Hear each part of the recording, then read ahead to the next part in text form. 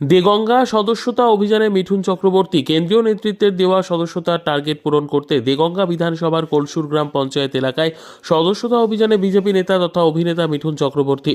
অভিনেতাকে দেখতে ভিড় জমায় গ্রামবাসীরা। প্রায় 500 জন সদস্যতা গ্রহণ করেছে, এমনটাই বিজেপি নেতৃত্বের দাবি। অভিনেতা জানান, গতকাল থেকে তিনি বেরিয়েছেন সদস্যতা অভিযানে।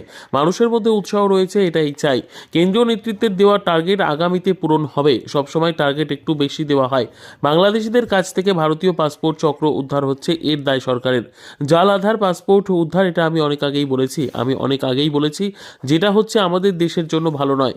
আমাদের বাংলাদেশ থেকে শিখতে হবে, একসাথে লড়তে হবে। যদি না লড়ি তাহলে পশ্চিমবঙ্গের ভবিষ্যৎ অন্ধকার, তা আমি গ্যারান্টি দিয়ে বলতে পারি। অভিযান চলছে, কতটা সাড়া পাচ্ছেন মানুষের কাছ থেকে?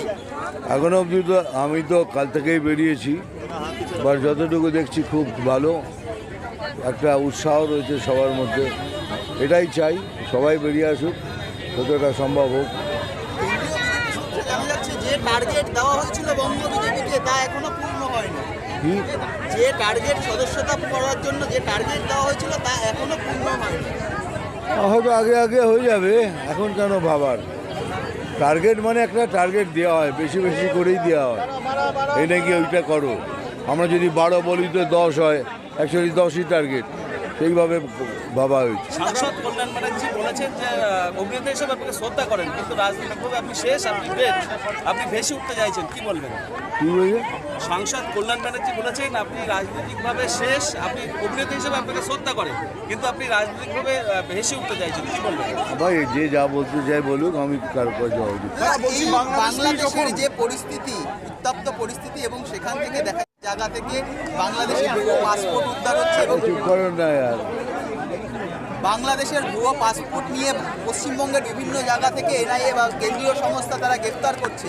কলকাতা পুলিশও বলছে ভুয়ো পাসপোর্ট তৈরি হয়েছে পশ্চিমবঙ্গের বিভিন্ন জায়গায়। হ্যাঁ, কেন? বিকজ তার জন্য কে দায়ী? আমি না প্রশাসন না আপনি? সেটা তো দেখতে হবে। যদি ভুয়ো করতে হয় তাহলে ভুয়ো হচ্ছে করতে।